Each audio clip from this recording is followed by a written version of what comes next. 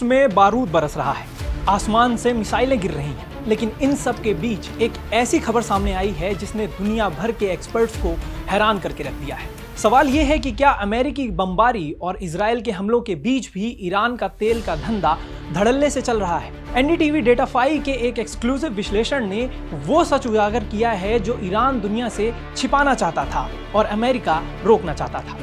बात हो रही है ईरान के मुख्य ऊर्जा केंद्र खार्ग द्वीप की। ये वो जगह है जिसे ईरान की इकोनॉमी की लाइफलाइन कहा जाता है। पिछले कुछ हफ्तों में अमेरिकी सेना ने इस द्वीप के कई हिस्सों पर जबरदस्त बमबारी की है।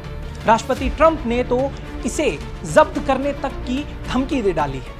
लेकिन सच ये है कि यहाँ से कच्चे तेल का निर्यात रुका नहीं है। रिमोट सेंसिंग डेटा के ताज़ा विश्लेषण से पता चला है कि खार्ग द्वीप से कच्चा तेल लोड करने वाले सुपर ट्रकों की संख्या में कोई भी कमी नहीं पाई गई है। अब आप इन सैटेलाइट तस्वीरों को जरा गौर से देखिए। यूरोपीय अंतरिक्ष एजेंसी के सैटेलाइट द्वारा ली गई इन तस्वीरों ने ईरान के अड़ियल रवैये को बेनकाब कर दिया है। डेटा बताता है कि 28 फरवरी को जब अमेरिका और इजराइल ने ईरान पर हवाई हमले शुरू किए, उसके बाद भी खार्ग द्वीप पर हर दिन औसतन 3 बड़े तेल टैंकर कच्चा तेल लेकर लोड करे जा रहे हैं। 1 मार्च के बाद से शायद ही कोई ऐसा दिन रहा होगा जब यहाँ हलचल कम हुई। सिर्फ 3 मार्च का दिन ऐसा था जब टर्मिनल पर कोई जहाज नहीं दिखा, वरना यहाँ सुपर टैंकरों की कतार लगी है। शिपिंग इंडस्ट्री में इन सुपर टैंकरों को VLCCs यानी वेरी लार्ज क्रूड कैरियर कहा जाता है। इस एक सुपर टैंकरों में लगभग 20 लाख बैरल तेल आता है। ये इतना तेल है कि एक पूरा शहर हफ्तों तक चल जाए। एक टैंकर को भरने के लिए 2 दिन लगते हैं, यानी बमबारी के साय में भी ईरान का ये ऑपरेशन 24 घंटे की शिफ्ट में लगातार चल रहा है। अब आप सोच रहे होंगे कि अमेरिकी प्रतिबंधों के बावजूद भी ये जहाज ईरान कैसे पहुंच रहे हैं। यहीं पर एंट्री होती है डार्क फ्लीट की।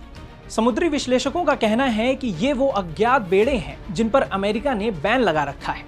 ये जहाज अपनी लोकेशन छिपाते हैं, नाम बदलते हैं और समुद्र के रास्ते चोरी छिपे तेल की सप्लाई करते हैं। सिर्फ खार्ग द्वीप ही नहीं, बल्कि असलिये तेल और गैस टर्मिनल से भी ईरान का निर्यात लगातार जारी है। ईरान की मंशा साफ है, वो अंतर्राष्ट्रीय बाजारों में तेल की कमी का फायदा उठाना चाहता है। एक तरफ उसने स्ट्रेट ऑफ हॉर्मूज की नाकाबंदी कर दी है, जिससे सऊदी अरब, कुवैत और कतर जैसे देशों की सप्लाई गिर गई है, और वहीं दूसरी तरफ वो खुद अपना तेल बेचकर मोटी कमाई कर रहा है। अमेरिकी सेंट्रल कमांड ने 13 मार्च को खार्ग द्वीप पर 90 से ज्यादा सैन्य ठिकानों को तबाह करने का दावा किया था। मिसाइल बंकरों से लेकर नौसेना के ठिकानों तक सटीक हमले हुए।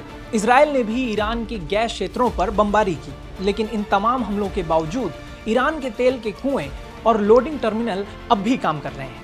राष्ट्रपति ट्रंप की धमकियों और अमेरिकी मिसाइलों के बीच ईरान का ये ऑयल गेम जारी रहना ये बताता है कि ये जंग सिर्फ जमीन और आसमान की नहीं, बल्कि पैसे और पावर की भी है।